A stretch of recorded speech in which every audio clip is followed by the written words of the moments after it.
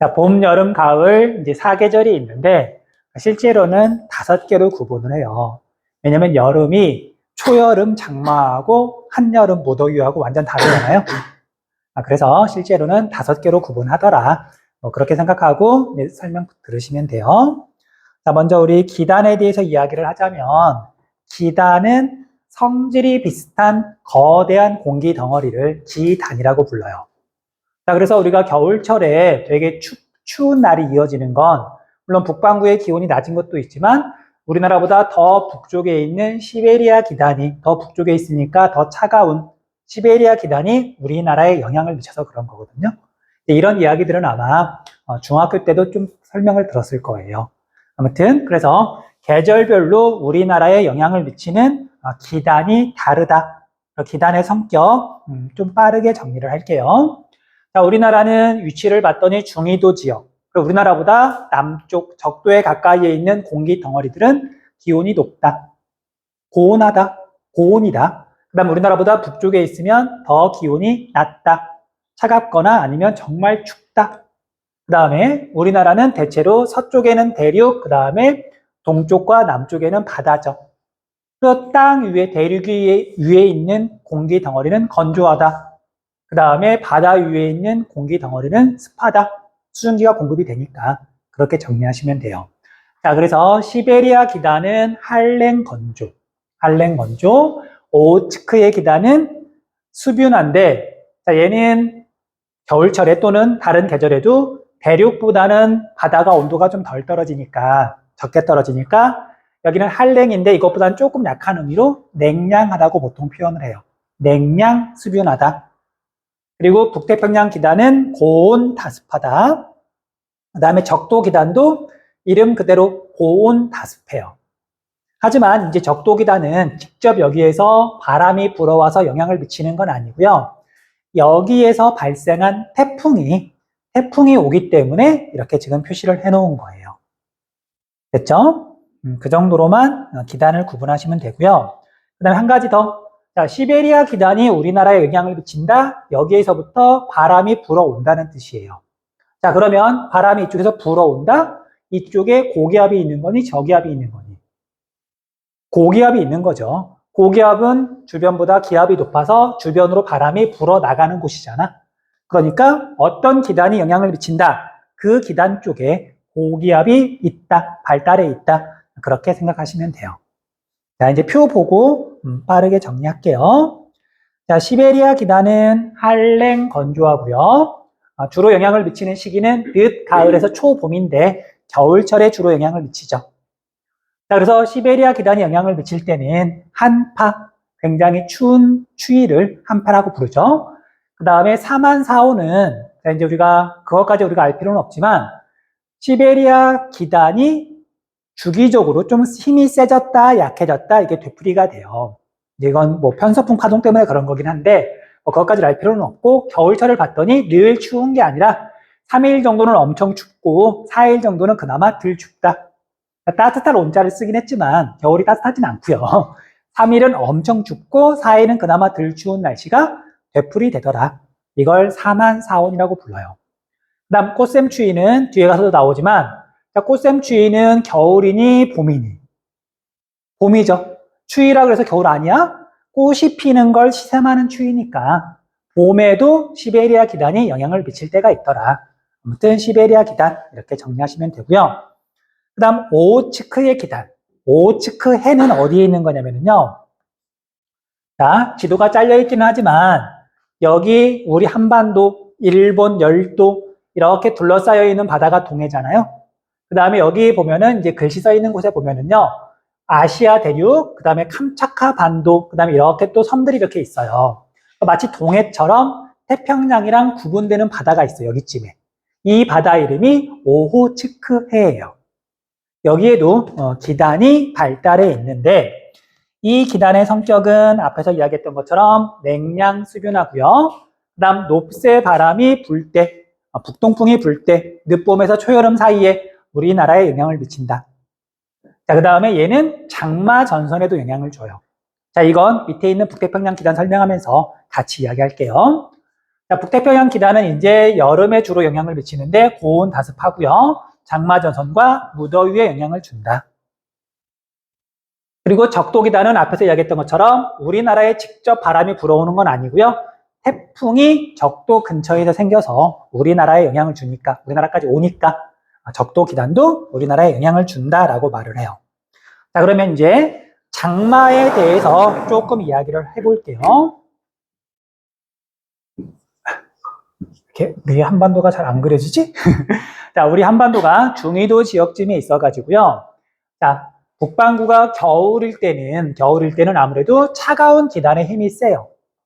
그러다가 점점 기온이 올라가면서 북태평양 기단을 비롯한 적도 기단의 힘이 점점 세지거든요. 그래서 기단들이 서로 힘싸움을 하는데 서로 밀고 밀리면서 그 힘싸움의 경계가 올라갔다 내려갔다 되풀이를 하는 거예요. 됐어요? 자, 그런데 여기쯤에 있는 오호츠크의 기단과 여기에 있는 이제 북태평양 기단이 서로 힘싸움을 하게 되는데 이 힘싸움을 한 그 싸움터가 장마전선이에요. 장마전선. 자, 다시 좀 이야기 좀 할게요. 자, 여러분들 전선이 뭐죠? 전선. 싸울 전자, 전쟁할 때 전이잖아요. 선은 말 그대로 선인 거고. 그러니까 싸움이 일어나고 있는 경계선을 전선이라고 불러요. 자, 전선은, 그러니까 싸움은 성질이 같은 놈들이 싸우니 성질이 다른 놈이 싸우니 성질이 다른 애들끼리 싸우는 거죠. 얘는 고온, 다습, 냉량, 수균. 뜨겁고 차가운 공기가 서로 성질이 다르니까 서로 섞이지 않고 서로 힘싸움을 하는 거예요. 됐죠? 그래서 서로 힘싸움을 할 때 이제 비가 내린다. 전선에서 비가 내린다. 이런 걸 전선성 강수라고 부르고요. 그리고 앞에서 지형성 강수 이야기했죠. 비가 내리는 유형을 지금 설명하는 건데 지형성 강수 말고 전선성 강수라는 게 있고 우리나라에서 대표적인 전선성 강수는 장마전선이 있어요. 자, 이 장마전선은 우리가 여름이 시작되기 전에는 북태평양 기단은 힘이 좀 약하고 얘는 뜨거운 기단이니까 우리나라가 뜨거워지기 전에는 얘는 힘이 좀 약해요. 그때는 오호츠크의 기단이 힘이 세고 얘가 힘이 좀 약하다 보니까 장마전선이 적도 쪽에 많이 내려가 있어요. 그러다가 북반구가 점점 뜨거워지면 얘의 힘이 점점 세지고 얘는 힘이 좀 약해지면서 장마전선이 점점 이렇게 우리나라 쪽으로 올라오거든요. 대략 우리나라 근처에서 왔다 갔다 머물러 있다가 북반구가 더 뜨거워지면 장마전선이 우리나라 북쪽으로 올라가요. 그럼 이제 장마가 끝나는 거예요. 됐죠? 그래서 우리가 지금 여기 교재에서 오호츠크의 기단과 북태평양 기단이 서로 장마전선에 영향을 준다고 되어 있잖아요. 그런 의미예요. 넘어갈게요. 자, 이렇게 하면 기후변화는 대충 이야기가 됐고요. 좀 자세히 각 계절별 특징 살펴볼게요. 자, 여기에 나와 있는 내용은 여러분들이 우리나라에서 지금 18년째 살고 있잖아요. 대부분 알고 있는 거예요. 정리만 하시면 돼요. 자, 봄의 특징은 자, 가을이랑 봄은 거의 비슷한데 이미지가 좀 달라요. 자, 가을은 비가 먼저 생각나니 맑은 하늘이 먼저 생각나니 가을, 맑은 하늘.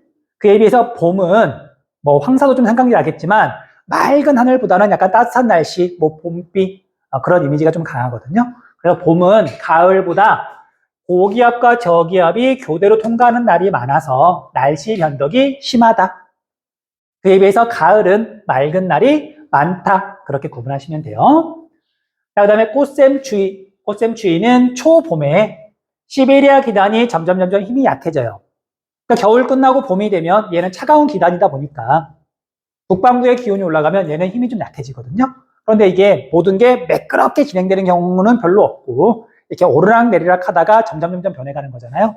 그래서 얘가 힘이 약해지다가 잠깐 힘이 세질 때가 있어요. 그때 우리나라에 추위가 몰려온다. 꽃샘추위죠. 자, 그래서 꽃샘추위는 이제 이런 식으로 보통 문제가 나오죠. 그래프로 제시하기도 하고요. 아니면 표로 제시하기도 하는데 보통은 3월 달이에요. 3월 1일부터 3월 31일까지. 이쪽은 기온. 그래서 얘가 기온이 오르락내리락 이렇게 올라가다가 갑자기 푹 꺼져서 이런 식으로 올라가더라. 그러면 얘가 꽃샘추위가 되는 거죠.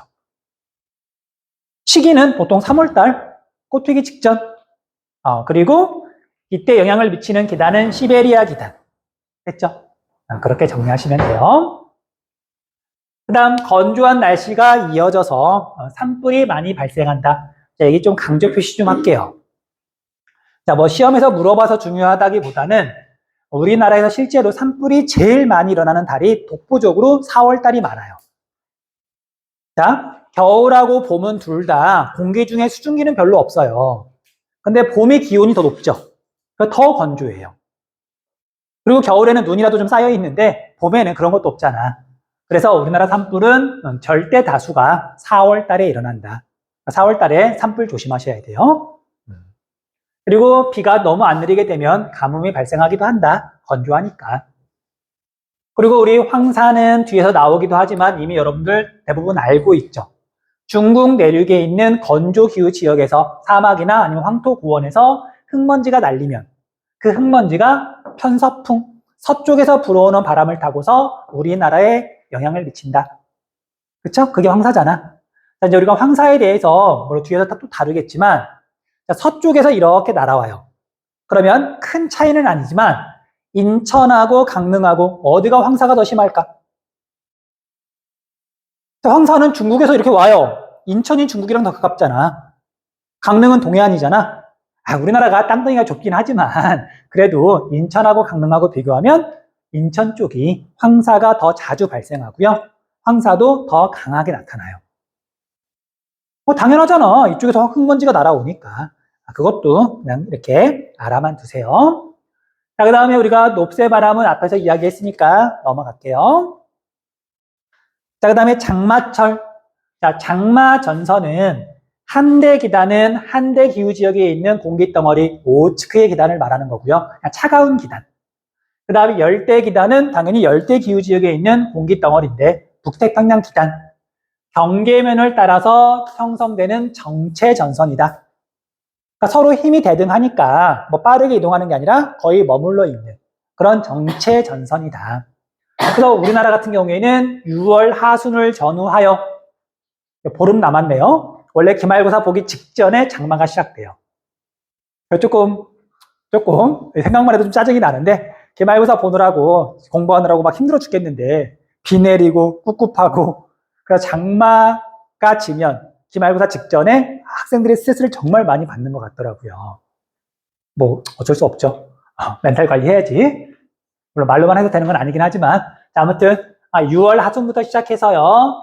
남쪽에서부터 장마전선이 이렇게 올라오니까 남부 지방에서 시작되고요. 그 다음에 우리나라 근처에서 왔다 갔다 하다가 7월 하순이 되면 북태평양 기단이 힘이 세지면서 장마전선이 우리나라보다 더 북쪽으로 올라가면서 장마가 끝난다. 장마전선이 없어지는 게 아니라 우리 한반도보다 북쪽으로 올라가 있는 거예요. 됐죠? 아무튼 이게 장마다. 자, 그런데 이런 장마전선이 우리나라에 영향을 미칠 때 남서기류가 빠르게 유입될 경우 집중호우가 내리기도 한다. 자, 이건 어떻게 생각하시면 되냐면요. 그냥 외우셔도 상관은 없는데 장마전선이 이렇게 있을 때요. 북태평양 기단에서 얘가 강하게 영향을 미친다. 태평양을 이렇게 바람이 불어오는 거예요. 이때 이렇게 바람이 불어오는 게 아니라 휘어서 온다 그랬잖아요. 그래서 이렇게 남서쪽에서 바람이 강하게 불 때 수증기가 많이 공급이 되면서 우리나라에 집중호우가 내리기도 한다. 그런 뜻이에요. 그래서 뭐 남서기류냐 뭐 남동기류냐 뭐 그런 거 물어보는 건 아닌데 여기에 써 있으니까 그런 의미라고요. 그러고 넘어가시면 돼요. 자, 그리고 한여름 볼게요. 한여름에는 남고 북저형의 기압 배치, 남쪽의 고기압, 북쪽의 저기압, 한반도를 기준으로. 그러니까 바람은 남쪽에서 북쪽으로 지금 주로 부는 거죠. 그리고 이제 오츠크의 기단은 이제 저쪽 북쪽으로 올라갔고, 북태평양 기단이 한반도 전체에 영향을 미치면서 단어만 봐도 막 짜증이 나네요. 무더위가 본격적으로 시작돼요. 한여름. 그리고 폭염은 이것도 기준이 있긴 하지만 그냥 더워서 못 살겠다. 뭐 그런 날이 폭염이죠. 그리고 열대야는 열대 기후 지역의 밤이 무더운 날을 열대야라고 불러요. 자, 기준은 이건 상식이니까 알려줄게요.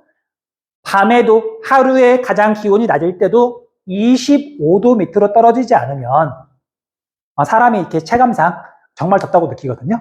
그래서 25도가 기준이에요. 밤에도 25도 밑으로 떨어지지 않는 더운 밤을 열대야라고 부른다. 자, 그에 비해서 열대일은 열대기후지역의 낮, 더운 날을 말하는 거예요. 자, 여러분들은 몇 도쯤 올라가면 덥다고 느껴요? 자, 지금 현재 기온 아마 23도쯤 될 텐데 에어컨 켰죠? 근데 있을 거야. 자, 아무튼 근데 보통 30도쯤 넘어가면 사람들이 정말 덥다 느끼거든요. 그래서 열대일은 30도가 기준이에요. 낮에 30도를 넘어가면 열대일이라고 불러요. 넘어갈게요. 자, 그 다음에 우리 소나기 체크 좀 할게요. 소나기. 자, 소나기는 한여름에 주로 집 표면의 국지적인 가열. 자, 국지적이란 말은 좁은 지역이란 뜻이잖아요. 자, 이런 정도 생각하시면 돼요. 자, 우리 서울이 이렇게 있으면은요, 서울의 중심 지역, 건물들 되게 많고, 도로 빽빽하고, 자동차 많이 다니고, 이런 지역을 우리가 도심이라고 부르고요. 그 다음에 서울의 주변 지역, 변두리 생각하면 되는데, 대표적으로 관악산이 있는 지역 생각하시면 돼요. 그럼 같은 서울이지만, 여름에 햇빛이 굉장히 강하게 내릴 때, 도심 지역 1번하고 관악산 2번 지역하고 어디가 기온이 더 높을까? 당연히 1번 지역의 기온이 더 높아요. 그러면 열이라고 하는 건 열이 많은 곳에서 열이 적은 곳으로 이동하는 거잖아. 이때 공기나 물같이 서로 직접 움직일 수 있는 것들은 얘네들이 움직이면서 열을 옮겨요. 그걸 우리가 대류라고 부르죠. 대류. 자, 그래서 단면도를 이렇게 잘라보면은요. 이렇게 잘라보면 자, 이쪽은 예를 들면 도심 지역, 열이 많아요. 자, 기온이 높으면 상승기류. 앞에서 했죠. 열기구 생각하면 된다 그랬잖아. 그리고 주변 지역은 관악산 같은 주변 지역은 상대적으로 온도가 낮으니까 하강기류. 그래서 공기가 이렇게 대류하면서 여기서 이제 소나기 구름이 막 생기고 비가 막 내리더라. 이렇게 비가 내리는 게 대류성 강수예요. 자, 우리 지형성 강수 이야기했고요. 그 다음 전선성 강수 이야기했고, 그 다음 방금 대류성 강수 이야기했죠. 대류성 강수. 자, 그래서 우리나라에서 내리는 대류성 강수 대표적인 게 소나기. 자, 이런 대류성 강수는 강수 범위, 비가 내리는 면적이 넓다, 좁다. 신림 사거리는 비가 내렸는데 여기는 안 내릴 수도 있고요. 그리고 좀 심한 경우에는 정말 우연이지만 학교를 경계로 운동장 쪽은 비가 내리는데 이쪽은 비가 안 내릴 수도 있어요. 네, 그런 경우도 있더라. 자, 아무튼 그래서 여름철에는 소나기가 내린다. 자, 이건 상식. 여러분 아마 알고 있을 거예요. 자, 우리가 열대기후지역은 늘 우리나라 여름하고 똑같죠. 그럼 열대기후지역은 대류성 강수가 굉장히 자주 내려요. 열대기후지역에서 내리는 대류성 강수, 거의 날마다 내리는 그런 강수를 뭐라고 부른다? 두 글자. 스콜. 들어본 적 있을 텐데. 자, 아무튼 대류성 강수가 여름철에 유난히 자주 내린다. 자, 소나기는 여름에만 내리는 건 아니지만 여름에 자주 내리더라. 넘어갈게요. 그 다음 가을 볼게요. 자, 가을은 한반도 북쪽으로 올라가 있던 장마전선이 이제는 북태평양 기단의 힘이 약해지면서 남쪽으로 내려와요. 그때 한반도를 지나가면서 짧은 가을 장마가 지기도 한다. 자, 가을 장마는 초여름 장마보다는 훨씬 짧거나 아니면 없기도 해요. 특성상 그렇다고 하더라고요. 그 다음에 가을에는 날씨가 맑아서 농작물이 결실을 맺기에 좋다. 가을이니까 넘어갈게요. 그 다음 겨울 볼게요. 겨울은 앞에서 사만사온 이야기했죠. 자, 그리고 폭설, 다설치 할 때 이야기했었죠. 자, 우리나라에서 눈이 많이 내리는 곳은 울릉도. 울릉도는 겨울철 내내 어느 쪽에서 바람이 불더라도 눈이 많이 내리고요. 영동 산간지방, 강릉이나 속초나 대관령은 북동쪽에서 바람이 불 때. 그 다음에 전라도 지역 또는 소백산맥 서쪽 지역은 북서쪽에서 바람이 불 때 눈이 내리더라 했던 얘기예요. 자, 그 다음에 서구 동저형의 기압 배치는 자, 우리나라가 대체로 서쪽이 대륙이고 동쪽이 바다긴 한데 이 경계를 봤더니 세로보다는 약간 대각선이잖아요. 그러니까 겨울철에 이쪽의 고기압, 남쪽보다는 주로 이쪽 동쪽에 저기압이 발달을 많이 한다 그러더라고요. 그래서 겨울철 기압 배치는 서고 동저라고 보통 말을 해요. 물론 북서계절풍이 이렇게 불긴 하는데 그렇게 정리하시면 돼요. 자, 그리고 일기도 보고 계절 구분하는 거 빠르게 이야기하고 정리할 시간 줄게요. 자, 먼저 장마철 구분하는 건 되게 쉬워요.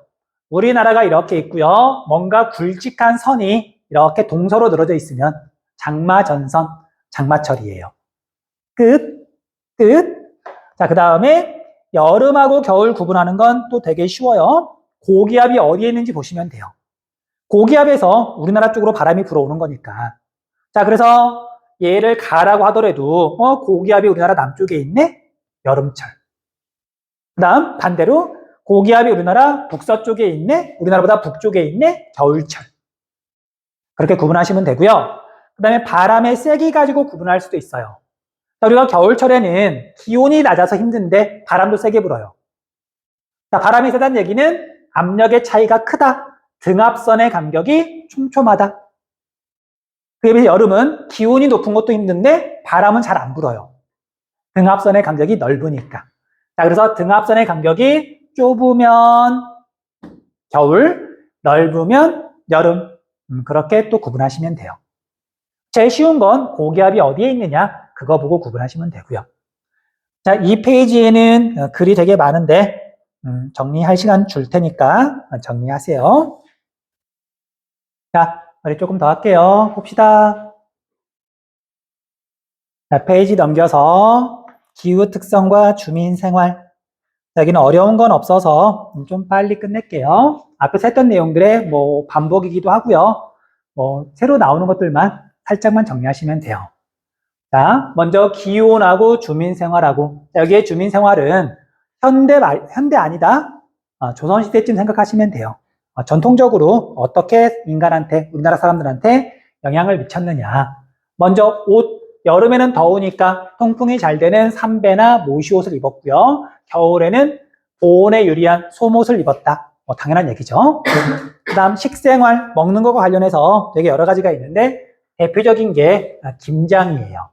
김장. 김장은 왜 담그지? 물론 요즘은 김장 잘 안 담궈요. 마트 가면 있으니까 김치가. 근데 김장이라고 하는 건 원래 겨울이 되면 들판에 채소가 없어지잖아요. 근데 사람은 비타민을 섭취해야 되니까 채소를 먹어야 되는 거거든. 그래서 들판에 채소가 없을 때 비타민을 섭취하기 위해서 김장을 담그는 거거든. 됐죠? 그럼 김장은 추운 지역일수록 빨리 담글까 늦게 담글까? 자, 추운 지역일수록 겨울이 빨리 오잖아. 들판에 채소가 빨리 없어지잖아요. 추울수록 빨리 담궈요. 됐어요? 그래서 서울하고 남쪽 지역하고 비교를 하면 남쪽 지역이 김장을 더 늦게 담근다. 그리고 남쪽일수록 기온이 높으니까 잘 상하잖아요. 김치가 익는 걸 넘어서 더 진행이 되면 이것도 썩잖아. 곰팡이 피고. 그래서 그걸 막기 위해서 따뜻한 지역일수록 김치가 더 짜요. 젓갈도 많이 쓰고. 어쨌든 이제 이것도 기온에 영향을 받는 거죠. 그 다음에 계절에 맞는 음식이라 그랬는데 여름에는 화전이 뭐지? 전을 부쳐 먹는데 거기에 진달래 같은 것들 식용으로 가능한 꽃 같은 거 넣어서 부쳐 먹는 걸 화전이라고 부르잖아요. 여름에는 삼계탕 같은 걸 먹었더라. 그 다음에 가옥 구조는 겨울이 추운 지역일수록 폐쇄적이고요. 집이 좀 닫혀 있고 여름이 무더운 지역일수록 집이 좀 열려 있고 바람 통하라고. 그럼 밑에 가서 다시 한번 이야기할게요. 넘어갈게요. 자, 그 다음에 강수와 주민생활. 자, 이건 앞에서 했던 거 그대로네요. 자, 수리시설은 물을 관리하는 건데 우리나라는 여름에는 비가 너무 많이 내려서 홍수가 자주 일어나고요. 다른 계절에는 가뭄 피해가 상대적으로 많았던 거고. 자, 이걸 극복하기 위해서 댐이나 저수지나 보 같은 걸 건설했다. 옛날부터. 자, 그리고 가옥을 봤더니요. 자, 홍수가 잦은 곳에서는 터 도둠집을 지었다. 터 도둠집 설명 좀 할게요. 자, 별 개념은 아니고요. 터 도둠집은 땅이 이렇게 있으면 여기다가 곧바로 집을 짓는 게 아니라 이런 식으로 집을 짓는 게 아니라 터를 돋았다. 집 터를 조금 높이는 거예요. 자, 그래서 이렇게 집 터를 이렇게 다진 다음에 여기 위에다가 이런 식으로 집을 짓는 거. 이게 터 도둠집이에요. 됐어요? 별건 아니야? 자, 왜 이렇게 짓냐면요. 우리가 앞에서 공부했던 범람원 한번 생각해 볼게요. 절반만 그릴게요. 단면도로. 자, 자연재방, 이쪽이 배우습지. 그러면 여름철에 비가 많이 내려가지고 물이 차오르다가 넘치잖아요. 넘치고 여기는 이제 물이 고여가지고 물에 잠겨버리는 거고. 자, 자연재방 위에 여기는 홍수 피해가 크진 않지만 물이 이렇게 지금 흘러가는 곳이잖아요. 이렇게 집을 지으면 당연히 물이 좀 잠겨요. 근데 이렇게 집을 지으면 물이 이렇게 흘러가겠지. 됐죠? 그래서 홍수 피해가 잦은 곳에서는 터를 좀 높여가지고 집을 짓더라. 끝. 이런 걸 터 도둠집이라고 해요. 자, 그리고 눈이 많이 내리는 울릉도에는 우대기를 설치한다. 자, 우리 울릉도 우대기 강조 표시 좀 할게요. 울릉도는 할 말이 좀 있어서. 자, 먼저 첫 번째. 여러분들 울릉도 놓고 봤을 때, 울릉도만 놓고 봤을 때 여름철 강수량이 많을까? 겨울철 강수량이 많을까? 자, 울릉도 여름철 강수량이 더 많아요. 그러니까 왜 그러냐면 이제 시험 문제나 아니면 뒤에 보는 뭐 기출 문제나 아니면 여기 이렇게 수능 특강 문제를 보면은요. 울릉도는 다설지다. 겨울철 강수량이 많다. 눈이 많이 내린다. 그 얘기가 하도 많이 나오다 보니까 울릉도는 여름보다도 오히려 겨울에 눈이 더 많이 내리는구나. 학생들이 되게 오해를 많이 하더라고요. 안 그래요? 안 그래요? 자, 울릉도가 겨울철만 놓고 보면 우리나라에서 독보적으로 눈이나 비가 많이 내리는 거 맞아요. 하지만 울릉도도 여름에 강수량이 더 많아요. 여름에. 됐죠? 그거 조심하셔야 돼요. 됐어요? 됐어? 그 다음에, 자, 이제 울릉도 같은 경우에는, 눈이, 한번 말했었죠. 24시간 동안 150cm가 내린 적이 있다고. 그러면 일반적인 이제 전통 가옥이야. 집이 이렇게 있고요. 벽에 이렇게 문이 있어요. 그런데 눈이 이렇게 쌓여 있잖아. 1m 이상 쌓이면은 문이 안 열려. 어떡하지? 그러면 이제 생활할 수가 없잖아요. 그래서 울릉도처럼 눈이 많이 내리는 지역은 처마 밑에다가 간단하게 벽을 만들어요. 집을 삥 둘러가지고 눈이 들이치지 못하도록. 그래서 문 열고 이 안쪽으로 이렇게 다니면서 생활하는 거지. 물론 집 안에다가는 겨울철이 오면 식량 같은 거 잔뜩 쟁여놓고. 됐어요? 그래서 눈이 들이치지 못하도록 만든 이런 벽을 방설벽이라고 불러요. 방설벽. 방어한다. 눈설. 눈을 방어하는, 눈을 막는 벽을 방설벽이라고 부르는데 울릉도는 워낙 눈이 많이 내리니까 방설벽이 있는 거고요. 울릉도에 있는 이런 방설벽을 우대기라고 한다. 우대기라고 한다.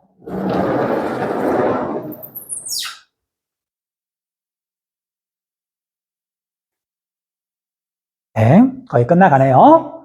그 다음에 우리가 산업은 서해안의 소우지. 자, 우리나라 서해안 쪽으로는 지형이 대체로 평탄하니까 강수량이 많지 않다 그랬죠. 대표적인 데가 신안, 목포 앞에 있는 그래서 신안의 천일제염 체크해 두시면 되고요. 그 다음 바람과 주민생활. 자, 우리나라는 배산, 임수, 취락이 발달했는데 배산, 산을 등진다. 이때 산은 집이 있으면 이렇게 북쪽에 산이 있는 게 배산, 임수죠. 왜 북쪽에 이렇게 산을 두고 등지고 집을 지었을까? 마을을 만들었을까? 겨울철에 북서계절풍이 워낙 차가우니까 너무 힘드니까 이거 막으려고 그랬던 거죠. 우리가 앞에서 풍수지리할 때 한번 얘기했었잖아요. 그래서 그냥 지금은 넘어갈게요. 자, 그 다음에 제주도의 전통가옥. 제주도의 전통가옥. 자, 제주도는 삼다도라고 부르죠. 우리가 삼다수라고 하는 샘물 있잖아. 자, 제주도에 많은 거 세 가지. 제주도에 뭐가 많죠? 돌, 바람, 여자. 자, 그런데 여러분들 어디 가서 무식하다는 소리 들으면 안 된다. 여자는 빼세요. 옛날 얘기예요. 지금은 제주도 남녀 비율이랑 우리나라 전체 남녀 비율이랑 차이가 없어요. 됐어? 자, 일단 제주도가 삼다도는 이제 옛날에 돌, 화강암, 아니, 현무암 되게 많잖아. 도라로방, 돌담 되게 많고요. 그 다음에 바람. 자, 우리가 해안가나 섬은 바람을 막을 게 없으니까 바람이 원래 세게 불거든. 제주도는 바람이 되게 세게 불어서 지붕이 날아갈 수도 있으니까 지붕을 그물로 이렇게 엮어놨어요. 날아가지 말라고. 그리고 제주도의 전통 가옥은 지붕도 되게 낮아요. 높으면 바람이 세니까 날아갈 수 있으니까 그런 식으로 만들어 놨다. 자, 이제 아무튼 이건 상식. 자, 제주도가 왜 여자가 지금은 뭐 대륙, 육지랑 별 차이가 없냐? 그 이유가 이렇게 알고 있는 사람들이 있을 거예요. 옛날에는 제주도에 사는 남자들이 물고기 잡으러 갔다가 풍랑을 만나면 못 돌아와서 여자가 상대적으로 더 많은 거다. 자, 이건 한 반절만 맞는 얘기거든요.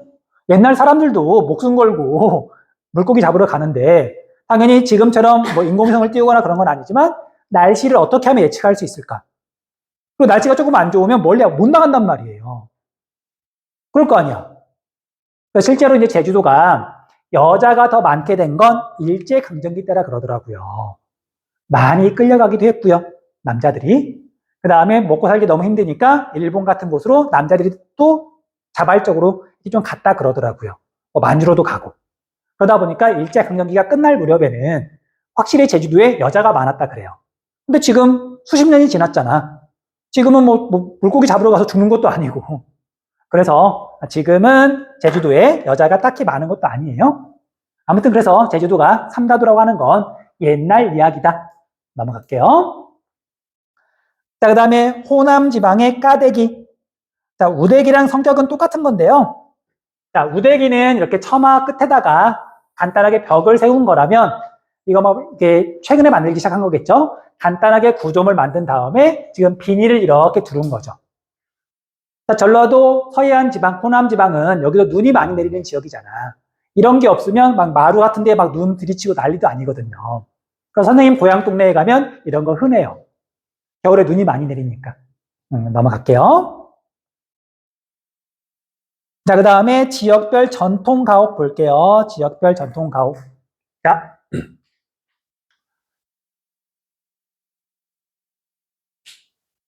자, 전체적으로 보면은요, 추운 지역은 방을 집에서 이렇게 두 줄로 배열을 해요. 자, 왜냐면 똑같은 방이 4개라고 한번 가정을 해봤을 때 외부랑 닿는 면적이 좁으면 좁을수록 겨울철에 열을 덜 뺏기잖아요. 그래서 방 4개를 이렇게 배열을 하면은 이때 외부랑 닿는 곳과 방 4개를 이렇게 일자로 배열했을 때 외부랑 닿는 이 면적하고 이렇게 비교를 해보면 얘가 더 많거든. 그래서 북쪽 지역은 폐쇄적이다. 이쪽은 개방적이다. 얘는 두 겹이라 그래서 겹집. 얘는 한 줄이니까 콧집. 그런 표현을 쓰기도 해요. 뭐 별건 아니니까. 자, 그 다음에 앞에서 이야기했던 것처럼 대청마루는 집을 앞뒤로 관통하는 마루인데 바람이 불 때 통과해야 되는 거잖아. 그러니까 중부 이남부터 이남으로만 대청마루가 있어요. 대청이 여기만 있죠. 북부 지역 추운 데는 여름이 그렇게 안 더우니까 대청마루가 필요가 없는 거고. 자, 이게 일반적인 특징이고요. 자, 여기 강조 표시해 놓은 것들 체크 좀 해주세요. 그 지역에서만 나타나는 독특한 가옥 구조예요. 자, 첫 번째 우대기. 자, 우대기라는 글씨가 보이면 무조건 울릉도. 끝. 얘는 뭐 설명할 거 없고요. 이미 설명했으니까. 그 다음 곱팡 볼게요. 곱팡. 자, 제주도는 아무리 추워도 서울의 3월달하고 비슷하다 그랬잖아요. 겨울이 별로 안 추워요. 그래서 여기는 곱팡 말고도 먼저 첫 번째. 자, 온도를 위한 아궁이하고요. 밥을 짓는 아궁이하고 따로 있어요. 그러니까 밥을 지을 때마다 불을 떼는데 그때마다 이게 뜨끈뜨끈해지면 좀 힘드니까 그러니까 밥 짓는 아궁이와 그 다음에 온돌용 아궁이가 따로 있더라.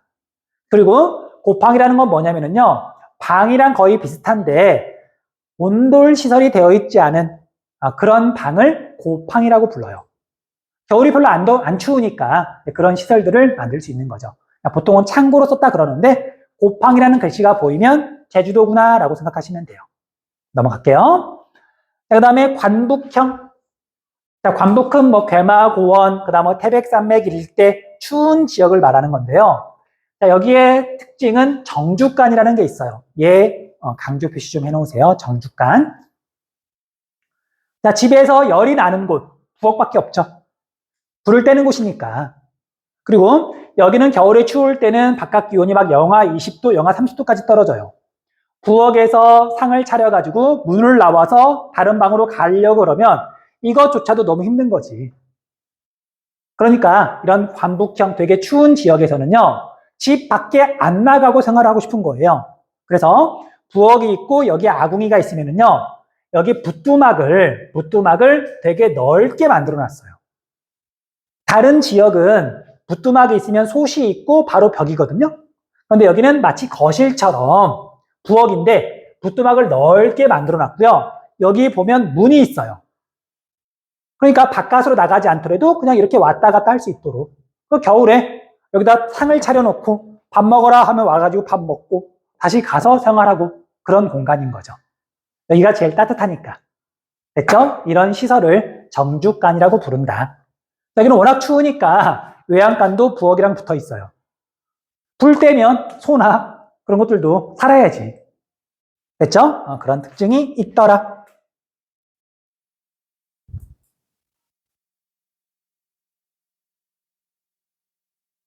자, 기후가 경제생활에 미치는 영향, 얘는 그냥 읽어보시면 될 것 같고요. 자, 우리 그루가리만 설명할게요. 그루가리. 그루가리는 여기 왼쪽에 있는 것처럼 한 해에 두 가지 작물을 번갈아 가면서 수확하는 농업 방식을 그루가리라고 한다. 그루가리라고 한다. 자, 대표적인 건 우리나라가 이렇게 논이 있으면은요, 논이 이렇게 있으면 봄에 벼를 심어가지고 여름에 자란 다음에 가을에 수확을 해요. 그럼 벼를 수확한 다음에 여기다가 또 뭘 심냐면 보리를 심어요.